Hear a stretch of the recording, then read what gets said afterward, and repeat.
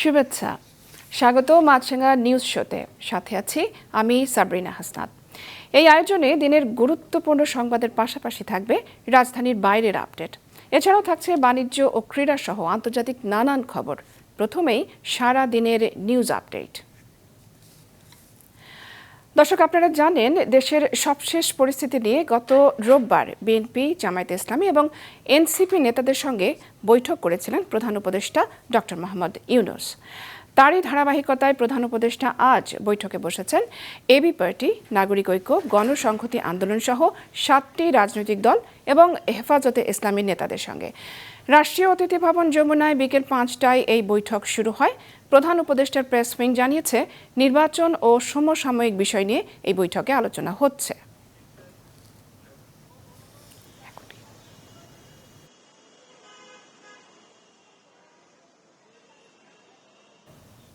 দর্শক, প্রধান উপদেষ্টার সঙ্গে 7 দল ও এক সংগঠনের বৈঠক সম্পর্কে সরাসরি জানাচ্ছেন আমাদের বিশেষ প্রতিনিধি জাহেদ সেলিম।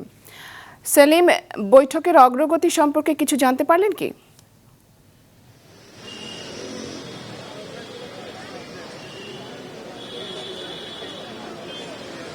সাবরিনা, পূর্ব নির্ধারিত সময় অনুযায়ী কিন্তু রাষ্ট্রীয় অতিথি ভবন যমুনায় বিকেল 5টায় এই বৈঠক শুরু হয়েছে। এখন পর্যন্ত ভেতরের আলোচনার তেমন বিষয়বস্তু আমরা জানতে পারিনি, তবে পূর্ব নির্ধারিত বৈঠকে যে আলোচনার কথা ছিল, প্রেস উইং থেকে আমরা যেমনটি জানতে পেরেছিলাম যে আসন্ন নির্বাচন এবং সমসাময়িক বেশ কিছু ইস্যু নিয়ে প্রধান উপদেষ্টার সঙ্গে তাদের আলোচনা হবে। বিশেষ করে এখন যে এক ধরনের উত্তাল পরিস্থিতি চলছে, সেই বিষয়গুলোতে কিভাবে সবাই এক থাকা যায়, সব রাজনৈতিক দল কিভাবে ঐক্যবদ্ধ থেকে সামনের নির্বাচনটা পার করা যায়, সেই বিষয়গুলো নিয়ে আলোচনা হওয়ার সম্ভাবনা রয়েছে, এমনটাই কিন্তু আমাদেরকে প্রেস উইং জানিয়েছেন। এবং এই আপনাকে বলে রাখি, এই আলোচনায় আজকে 7টি রাজনৈতিক দল এবং একটি সংগঠন, এবি পার্টি, গণতান্ত্রিক জোট, এলডিপি, বাংলাদেশ ইসলামী শাসনতন্ত্র আন্দোলন, একই সঙ্গে গণসংহতি আন্দোলন, নাগরিক ঐক্য সহ 7টি দল এবং একটি সংগঠন হেফাজত ইসলামের সবাই এখানে উপস্থিত রয়েছেন।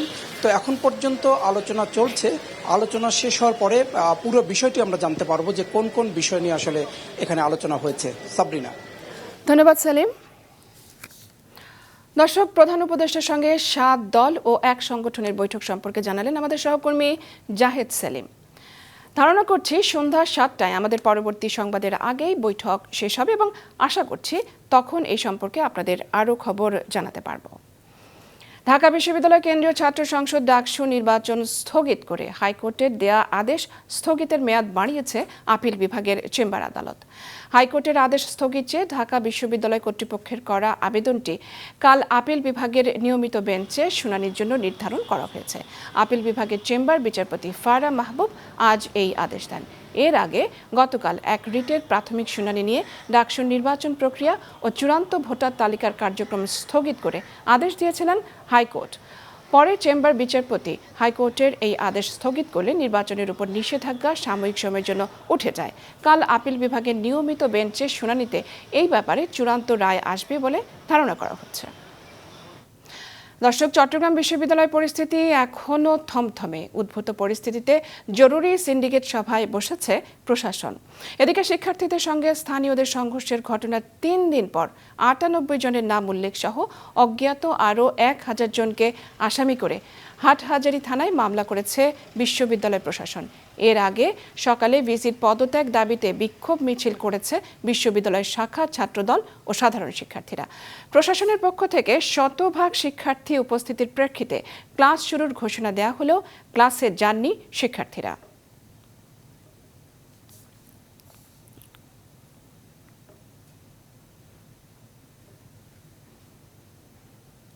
চট্টগ্রাম বিশ্ববিদ্যালয়ের সবশেষ পরিস্থিতি ক্যাম্পাস থেকে সরাসরি জানাচ্ছেন আমাদের staff reporter Mohsenat Shihab. Shihab, syndicate meeting এখন কোন পর্যায়ে এবং সার্বিক পরিস্থিতি কেমন দেখছেন আপনি?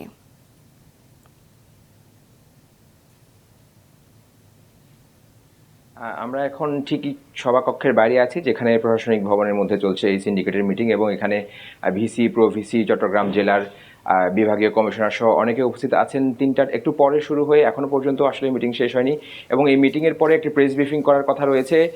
আশা করা যাচ্ছে খুব শীঘ্রই মিটিং শেষ হবে এবং সেই প্রেস ব্রিফিংয়ে আমরা আসলে জানতে পারবো যে তদন্ত কমিটি কখন থেকে কাজ শুরু করবে এবং এছাড়া তারা পরবর্তী কী ধরনের পদক্ষেপ নেবেন সেই ব্যাপারগুলি জানা যাবে। তবে বিশ্ববিদ্যালয়ের শিক্ষার্থীদের মধ্যে এখনও ক্ষোভ বিরাজমান এবং আজ যে মামলা হয়েছে তারপরেই আমরা সেনাবাহিনীর মেজর শাহরিয়ারের কাছ থেকে আমরা জানতে পেরেছি যে স্থানীয় জোবরাগঞ্জ এলাকায় সেখানে তারা অভিযান চালাচ্ছেন। যদিও এখনও পর্যন্ত কাউকে আটক করা হয়নি, তবে এই মামলার প্রেক্ষিতে তারা কয়েকজনকে হয়তো তারা জিজ্ঞাসাবাদ করছেন এবং তারা এর প্রেক্ষিতে তারা আটক করবেন এবং তাদের টহল ও অভিযান চলমান আছে। তবে শিক্ষার্থীরা আজ ভিসির পদত্যাগের দাবি করেছেন এবং তারা বিভিন্ন রকম মিছিল করছেন এবং ক্ষোভ প্রকাশ করছেন।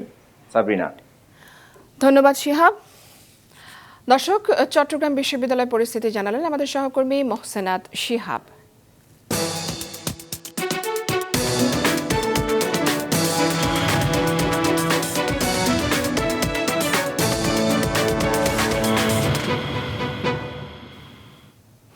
এবারে নজর দেওয়া যাক পুঁজি বাজারের দিকে। ঢাকা শেয়ার বাজারে আজ সূচকের উত্থান দিয়ে লেনদেন শেষ হয়েছে। সার্বিক সূচক DSCX 37 পয়েন্ট বেড়ে দাঁড়িয়েছে ৫,৬২০-এ। বেচাকেনা হয়েছে ১,২৭৮ কোটি টাকার। লেনদেনে অংশ নেওয়া প্রতিষ্ঠানগুলোর মধ্যে দাম বেড়েছে ২২০টি শেয়ারের, কমেছে ১৩১টির, আর অপরিবর্তিত আছে ৪৭টি শেয়ারের দর। গরুর চোখ দিয়ে দুনিয়া দেখেন কাজেম আলী। তিনি অন্ধ, কিন্তু জীবনের কাছে পরাজয় মানেননি। যেই গরু লালন পালন করে তিনি জীবিকা নির্বাহ করেন, সেই গরুই তাকে পথ দেখায়। হিলি রিপোর্টার হালিম আল রাজির পাঠানো তথ্য ছবিতে দেখুন নিউজ শো প্রতিবেদন। অন্ধ হয়েও কোনো মানুষের সাহায্য না নিয়েই নিজের কাজ নিজে করেন কাজেম আলী। গরুকে খাওয়ানো থেকে শুরু করে লালন পালন সবকিছুই করেন নিজের হাতে।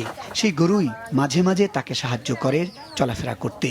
রাস্তা চলতে গরু হয় তার পথ প্রদর্শক। সুস্থ মানুষের যেখানে চলতে সমস্যা হয় সেখানে তার এমন চলাফেরায় অবাক স্থানীয়রা। কাজেম আলী ছোটবেলায় চোখে দেখতে পেলেও যুবক বয়সে হারান চোখের আলো। বহু চিকিৎসার পরেও তার চোখ ভালো হয়নি। বর্তমানে দু চোখে কিছুই দেখতে পান না, কিন্তু জীবন যুদ্ধে তিনি থেমে যাননি। নিজের মতো করে বেঁচে থাকার লড়াই করে যাচ্ছেন। কারো উপর নির্ভর না করে নিজের জীবনের ভার তুলে নিয়েছেন। পেশা হিসেবে বেছে নিয়েছেন গরু লালন পালন। সেই গরুই তার জীবনের সঙ্গে হয়ে উঠেছে। গরুর সঙ্গে তৈরি হয়েছে অদ্ভুত এক হৃদয়ের সম্পর্ক। গরুর মাধ্যমে করেন চলাফেরা। গরুকে মাঠে ঘাস খাওয়ানো, গোসল করানো, খাওয়ানো সব করেন নিজের হাতে। চোখে দেখতে না পেলেও গরুই তাকে মাঠে নিয়ে যায়, আবার খাওয়া শেষে বাড়ি ফিরে আসে। গরু যেন বুঝতে পারেন কাজেম আলীর মনের কথা। এই গরু লালন পালন করেই চলে তার জীবিকা। আমার তো এই গরুরাই সম্বল, এই গরুরাই আমাকে নিয়ে বেড়ায়। আমার তো কামাই রোজগার কিছুই নাই। আমি এক খাওয়াই, গোসল করে দেই। এই যে পুকুরটা তো আছে, পুকুরটা যে খাই, আমি যাই ইশারা করিতে নামে যাবি, কিন্তু গোঁজ আছে। অন্ধ হয়েও কারো কাছে হাত না পেতে কাজ করে খান কাজেম আলী। তাই তার গরুর সংখ্যা বাড়লে পরিবারের স্বচ্ছতা ফিরত। তাই সাহায্যের হাত বাড়াতে বিত্তশালীদের সহযোগিতা চেয়েছেন স্থানীয়রা। প্রতিবন্ধী বলতে বলা যায় আর কি। তার একটা গরু আছে, সেই গরুর পিছনে হাত দিলে সে কাদো পানিতে ওই গরুই ওনাকে কিন্তু ওই সঙ্গী সাথীর মতো নিয়ে বেড়ায়। আমরা সাধারণ মানুষ, খারাপ ভালো মানুষই চলাফেরা করতে পারছি না, আর ওই লোক সব করা পারা। আমার জন্মের পর থেকে আমি দেখতেছি তিনি চোখে দেখতে পারেন না। তিনি হচ্ছে গরুর মাধ্যমে চলাফেরা করেন। যে গরুটা তার আছে, এই গরুটাও কিন্তু তার নিজের না। এই গরুটা অন্য একজনের গরু, মানে প্রতি বছর যে বাচ্চা হয়, একটা বাচ্চা এনার আর একটা বাচ্চার তার। এভাবে সরকার যদি তাকে একটা গরু দেওয়ার ব্যবস্থা করে, আপনাদের সাহায্যে আমি সরকারের কাছে অনুরোধ জানাই তাকে জন্য একটা ব্যবস্থা করে নেয়। অন্ধ কাজেম আলীকে সমাজসেবার অধীন সকল সুবিধা দেওয়ার আশ্বাস দিয়েছেন সংশ্লিষ্ট কর্তৃপক্ষ। সে ব্যক্তিটি আমাদের প্রতিবন্ধী ভাতার আওতায় রয়েছে। এছাড়াও বর্তমানে আমাদের প্রতিবন্ধী ঋণ, আমাদের সমাজসেবা কার্যালয় থেকে আমরা প্রতিবন্ধী ঋণ দিয়ে থাকি।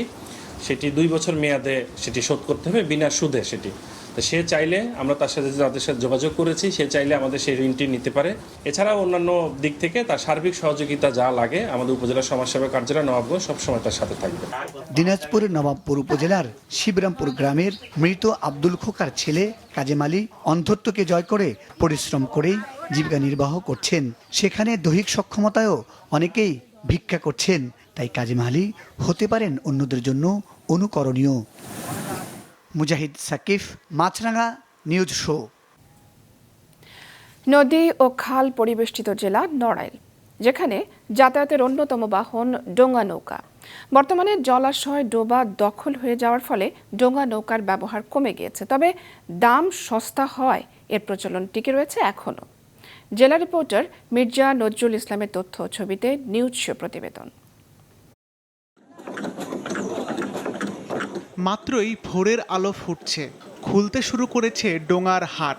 আস্তে আস্তে ক্রেতা বিক্রেতার মিশেলে জমে উঠেছে হাট। নড়াইল সদরের তোলারামপুর বাজার, যেটি বিখ্যাত ডোঙা নৌকা বিক্রির জন্য। ভোর থেকে শুরু হওয়া এই হাটে দিন যত বাড়তে থাকে, ক্রেতা বিক্রেতার সমাগমও তাল মিলিয়ে বাড়তে থাকে। দুপুর পর্যন্ত সেখানে চলে বেচা কেনা।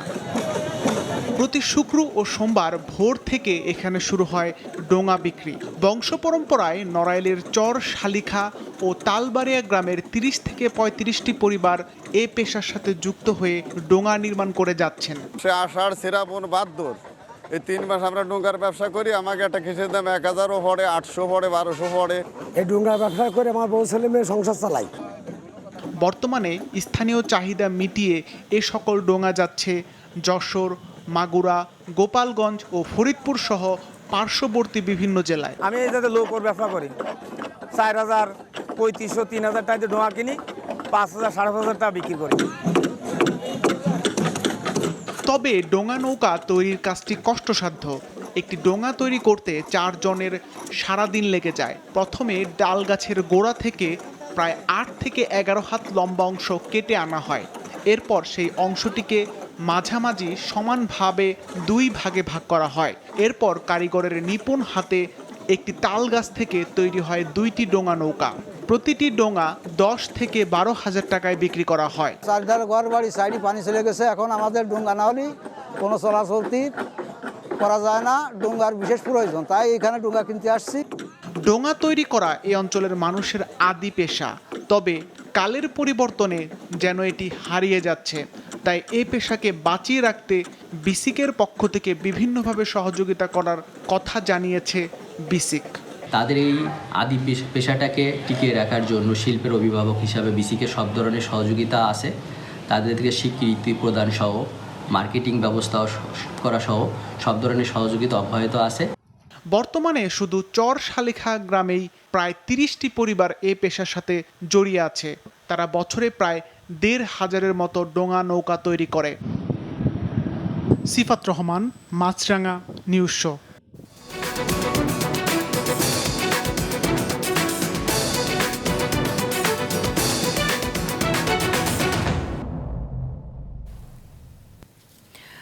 আফগানিস্তানের পূর্বাঞ্চলে পাহাড়ি জনপদে 6 মাত্রার ভয়াবহ ভূমিকম্পে মৃতের সংখ্যা বেড়ে দাঁড়িয়েছে 812-তে। আহত হয়েছেন অন্তত 2800 মানুষ, আর নিখোঁজ অনেকেই। আফগানিস্তানের পূর্বাঞ্চলে পাহাড়ি জনপদে 6 মাত্রার ভয়াবহ ভূমিকম্পে মৃতের সংখ্যা দাঁড়িয়ে 812 জনে পৌঁছেছে। আহত হয়েছেন আরও অন্তত 2800 মানুষ, নিখোঁজ অনেকেই। ভেঙে পড়া ঘরের নিচে এখনো অনেকেই চাপা পড়ে আছেন। স্থানীয় এক প্রত্যক্ষদর্শী জানাচ্ছিলেন, আমার ঘর পরিবার সব হারিয়ে ফেলেছি। বাচ্চাদের কান্না শোনা যাচ্ছে ধ্বংসস্তূপের নিচে, কিন্তু আমরা কিছুই করতে পারছি না। গ্রাম থেকে গ্রাম মাটির সাথে মিশে গেছে।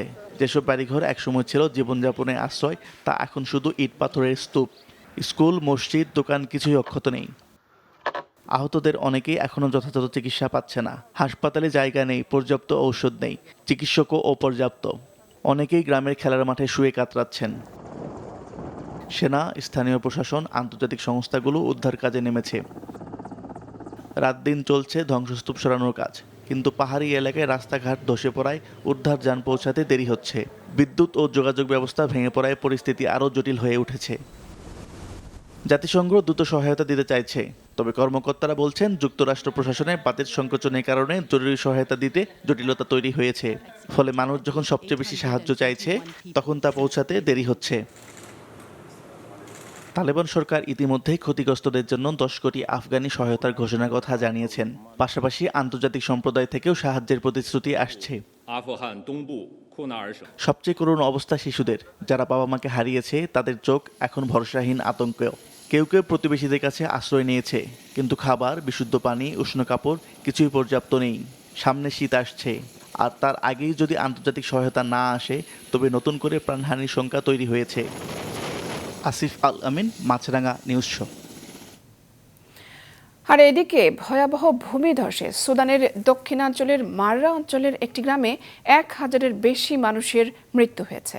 প্রায় নিশ্চিহ্ন হয়ে গেছে পাহাড়ি অঞ্চলের এই গ্রামটি। ভারী বৃষ্টিপাতের পর গত 31শে আগস্ট ভূমিধসের ঘটনাটি ঘটে।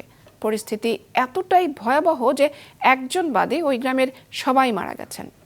সুদান লিবারেশন মুভমেন্ট বা সেনাবাহিনী জানিয়েছে এই তথ্য। জাতিসংঘ ও অন্যান্য আন্তর্জাতিক সংস্থার কাছে নারী, পুরুষ এবং শিশুদের মরদেহগুলো উদ্ধারের আবেদন জানিয়েছে দারফুরের ওই অঞ্চলটি নিয়ন্ত্রণ করা সশস্ত্র গ্রুপটি।